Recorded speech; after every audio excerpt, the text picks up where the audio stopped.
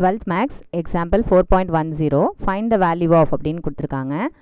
So tan inverse of -1 plus cos inverse of 1/2 plus sin inverse of -1/2.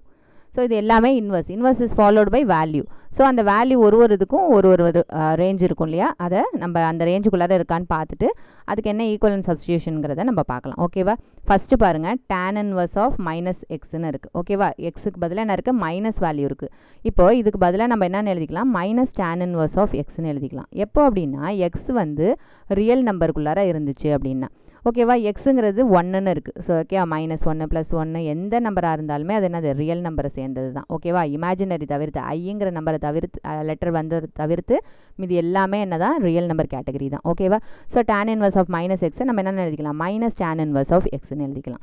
அதே மாதிரி இங்கே சைனுக்கும் பாருங்கள், sin inverse of -xன்னு இருக்குது. அதையும் நம்ம என்னென்னு எழுதிக்கலாம், -sin inverse of xன்னு எழுதிக்கலாம். எப்போது எக்ஸுங்கிறது வந்து என்னது, க்ளோஸ்ட் இன்டர்வல் -1லேருந்து +1குள்ளார இருந்துச்சுன்னா. இங்கே என்ன இருக்குது, -1/2 -1/2 என்னது, -0.5. அப்போ -1க்கு உள்ளே தான் என்ன இருக்குது, அந்த -0.5 இருக்குது. ஸோ இந்த நடுவில் -1லேருந்து 1க்கு நடுவில் தான் என்ன இருக்குது, இந்த -1/2 ஆர் -0.5ன்னு இருக்குது. ஸோ இதையும் என்ன செஞ்சிடலாம், இந்த tan inverseல sin inverse ரெண்டுத்துலேயுமே என்ன செஞ்சிடலாம், மைனஸை வெளியில் எடுத்துடலாம். ஓகேவா? ஸோ இது எப்படி எழுதுவீங்க, -tan inverse of 1 plus cos inverse of 1/2 minus sin inverse of 1/2. ஓகேவா? இப்போ நம்மளுக்கு அந்த டேப்லர் காலத்தில் இந்த வேல்யூஸ்க்கு கரஸ்பாண்டிங்கான ஆங்கிள் என்னங்கிறதுலாம் தெரியும். ஸோ ஜஸ்ட் அதை அப்படியே சப்ஸ்டிடியூஷன் பண்ண வேண்டியதுதான். ஓகேவா? இங்கே இருக்கிற மைனஸ் எடுத்துக்கோங்க. ஸோ tan inverse 1, அதாவது டேனுக்கு எப்போ நம்மளுக்கு 1 கிடைக்கும், 45 டிகிரி. tan 45 டிகிரிங்கிறது 1. ஸோ π/4. Next cos inverse 1/2. 0 1/2ங்கிறது வந்து என்னது, சைனுக்கு.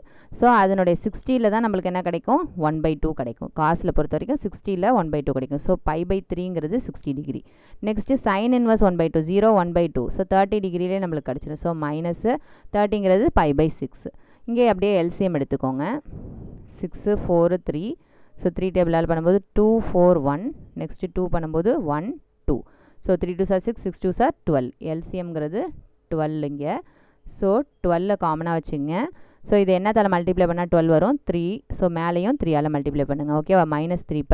இங்கே 3 இருக்குது. ஸோ 4ஆல் மல்டிப்ளை பண்ணுங்கள். மேலேயும் 4ஆல் மல்டிப்ளை பண்ணுவீங்க. ஸோ 4πன்னு வந்துடும். இங்கே 6 2 12. ஸோ மேலேயும் 2ஆல் மல்டிப்ளை பண்ணுங்கள். ஸோ -2π. ஸோ ஜஸ்ட் சிம்பிளிஃபிகேஷன் பண்ணிக்கங்க. ஸோ இங்கே -3π -2πங்கும்போது -5π. ஸோ +4π. ஸோ எல்லாத்தையும் சிம்பிளிஃபிகேஷன் பண்ணும்போது -πன்னு கிடைக்கும். ஸோ -π/12ன்னு கிடைக்கும். ஓகேவா?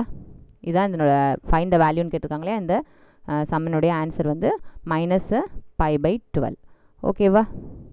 அது